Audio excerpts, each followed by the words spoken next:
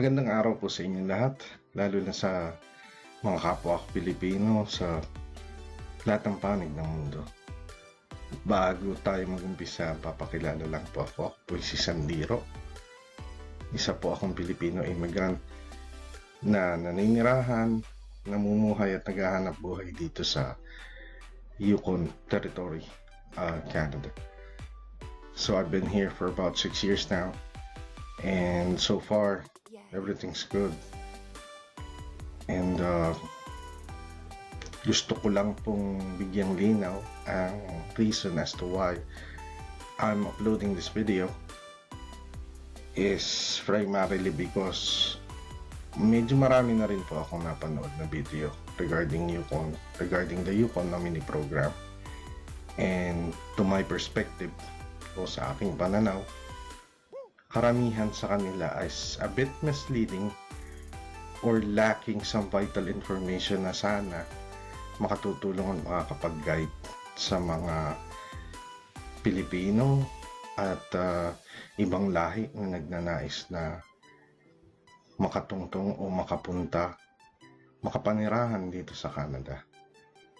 So I hope you watch this video till the end, and I hope it helps to shed some light and give out vital information regarding the Yukon nominee program and Yukon Territory, Canada. Okay, so let's start with Yukon. Let's talk about Yukon. Ang Yukon po ay isang territory, one of 3 territories of Canada. Now it's bordered by the US in the west through Alaska, and then Northwest Territories sa east or NWT, and then British Columbia sa south or BC.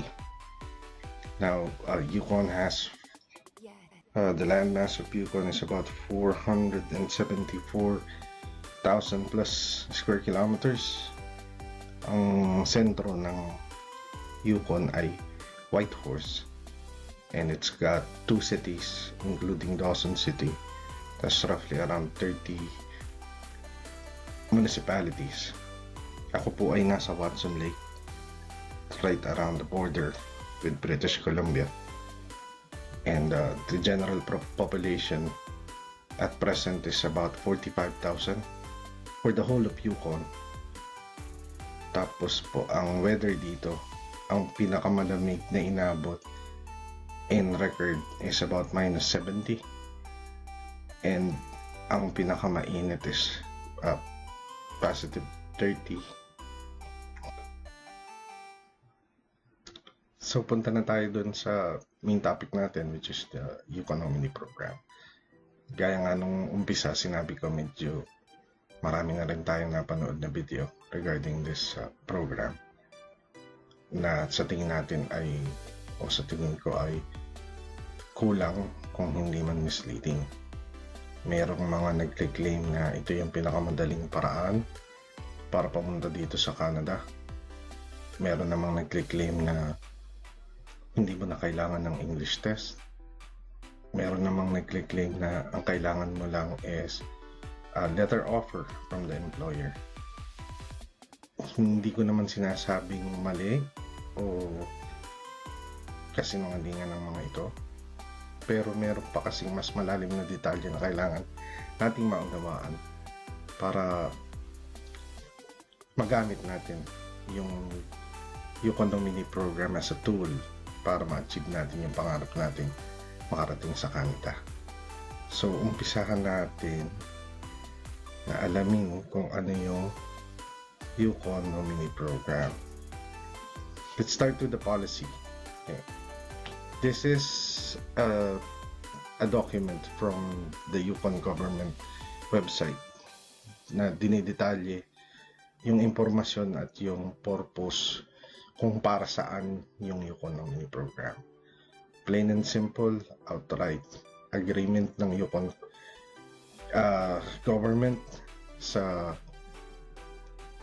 IRCC or Immigration, Refugee and Citizenship Canada, na kung saan ang YNP sa pamamagitan ng mga streams nito o yung iba-ibang factors ay ibibigyan ng pagkakataon ang sino man na makarating sa Canada, particularly sa Yukon. Dito ay mayroong safeguard, of course, para sa mga Canadians na hindi makaagaw sa trabaho yung ibang mga foreign workers na nagnanais pumunta rito. Ngayon, may mga definition dito. Mamaya i-share ko kung yung ano rito para pwede nyong mabasa at mapag-aralan ito. Medyo mahaba-haba rin to. So, yan yung polisiya, yung goal, at saka kung ano yung YNP. Ngayon, maraming misconception nga na pagka nakakuha pala ako ng nomination or job offer, or job offer letter mula sa isang employer sa Yukon, ay pwede na ako mag-apply. Iyon po yung proseso na medyo mali sa dahil yung pagbabahagi ko rito ay parte na rin ng trabaho ko rito sa karanasan namin tungkol sa pag-hire ng mga foreign worker. So, ang actual pong kasing proseso, ang nag-a-apply o ang nagdo-nominate sa atin, una ay ang Government of Yukon. Ngayon, kung tayo ay meron ng approved nomination, may certificate, yun na po yung gagamitin natin para mag-apply ng work permit. Hindi na tayo kukuha ng LMIA or yung Labor Market Impact Assessment. Ngayon, bago tayo makakuha ng nomination, ang unang hakbang po kasi ay siyempre mag-a-apply tayo. Saan tayo mag-a-apply? Ang pag-a-apply po natin ay sa employer. So, pero hindi po lahat ng employer sa Yukon ay eligible para mag-hire ng foreign worker. So, meron pong kategoryan, kagaya nung nakikita nyo ngayon. Yung Yukon Nominee Program ay nagbibigay permiso para sa long-term employees.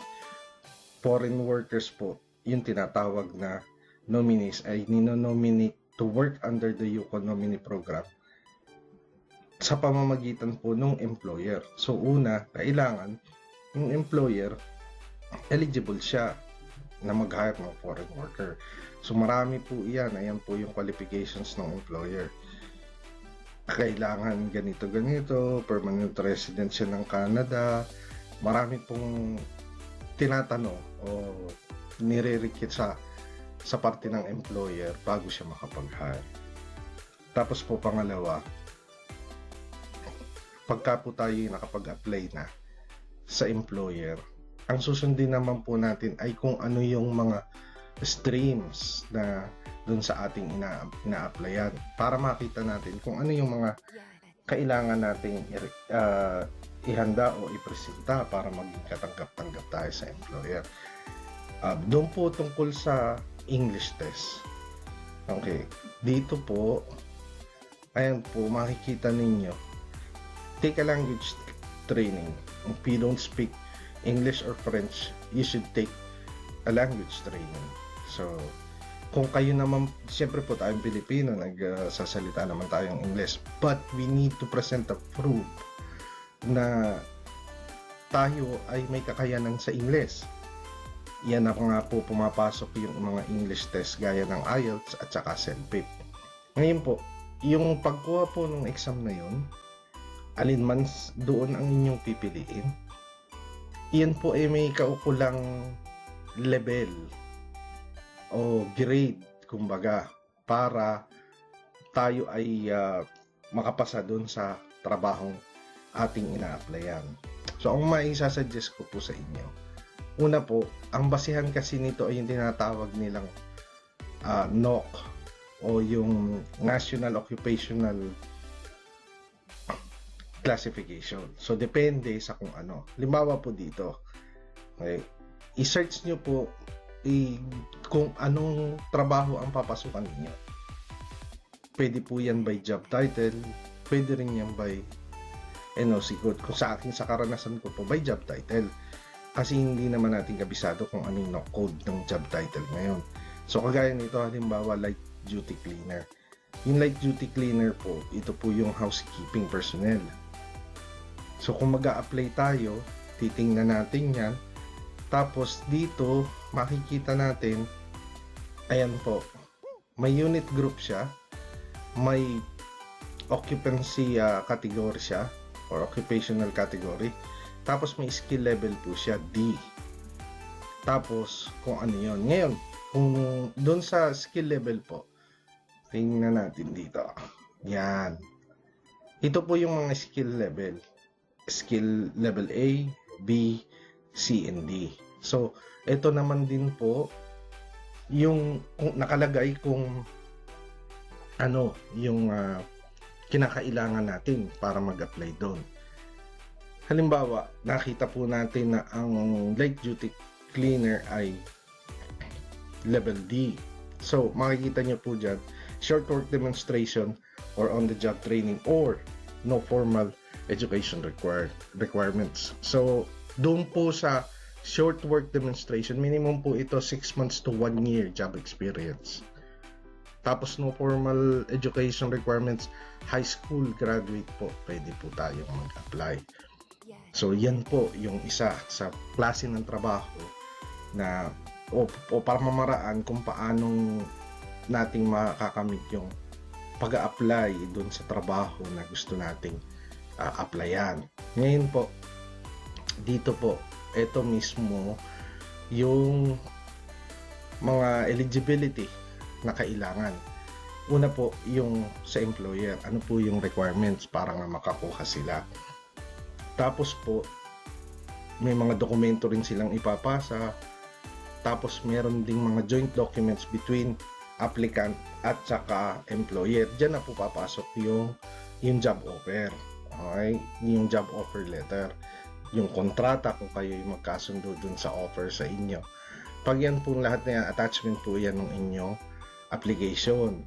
Na ang sitwasyon po niyan, ang nagpapasa po niyan is una yung employer and then kayo po yung sa parte ninyo bilang aplikante kung ano yung mga papeles na attachment na hihingin sa inyo o kailangan sa inyo.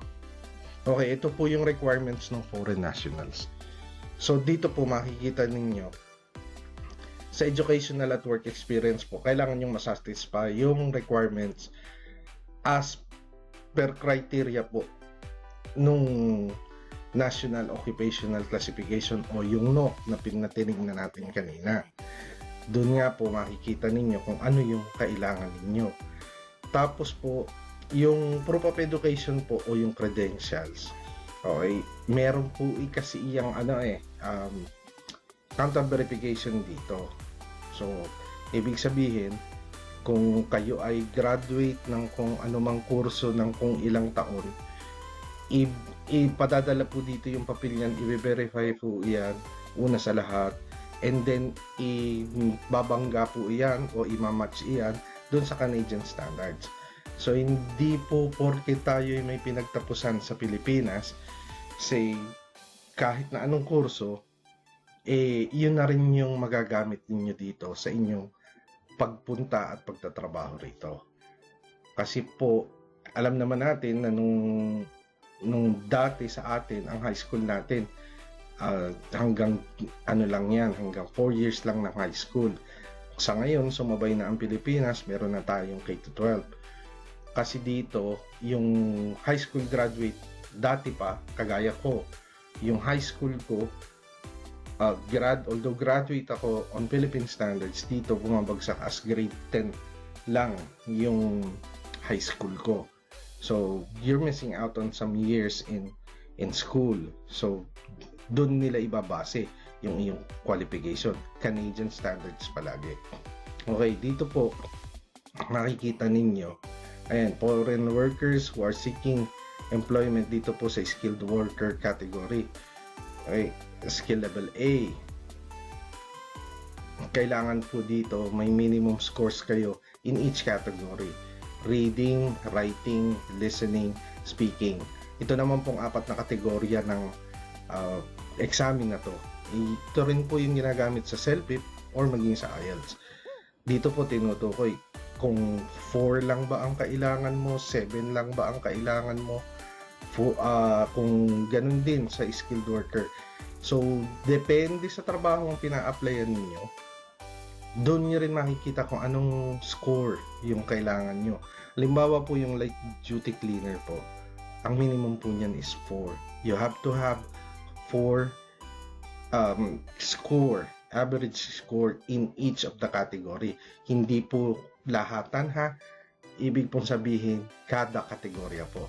4 ka sa reading, 4 ka sa writing, 4 ka sa listening, 4 ka sa speaking. Para ma-accept ka dun sa nomination program.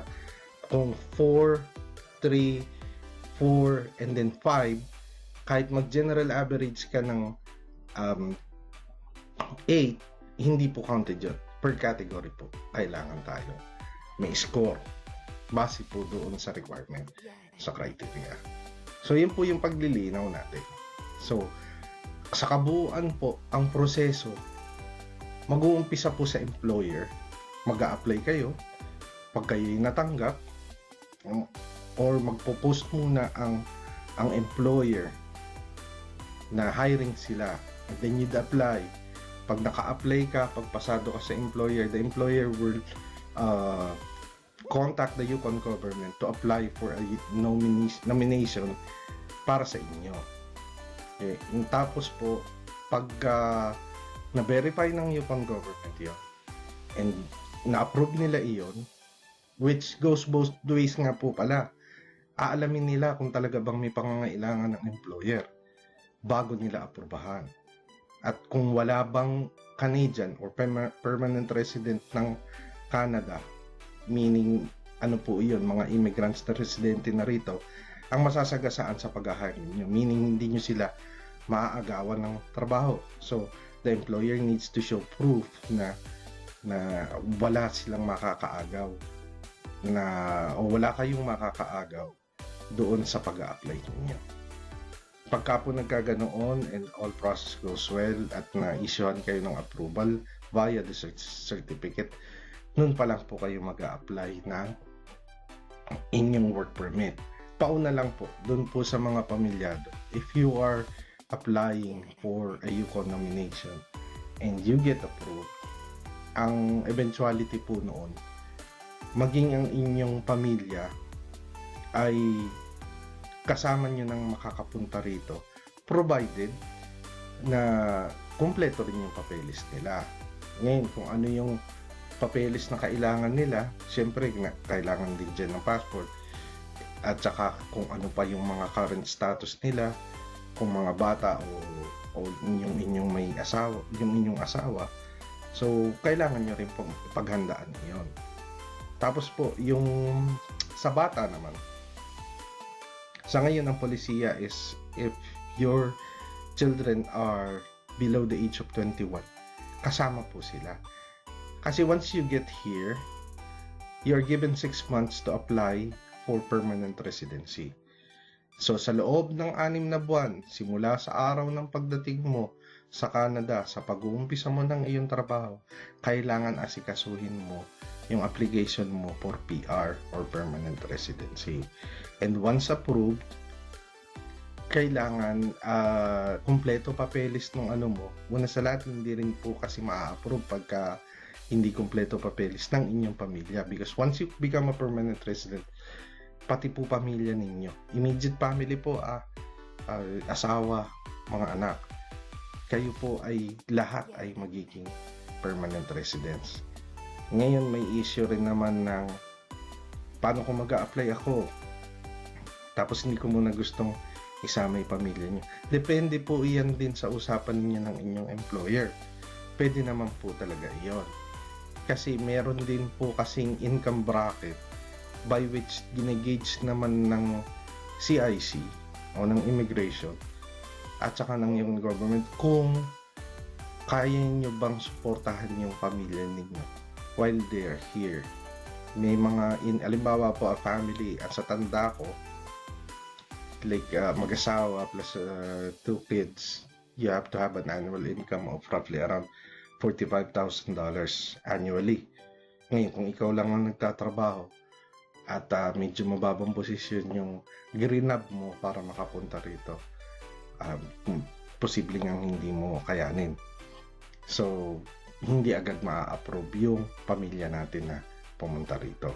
Pero nevertheless, kasama sila sa application natin.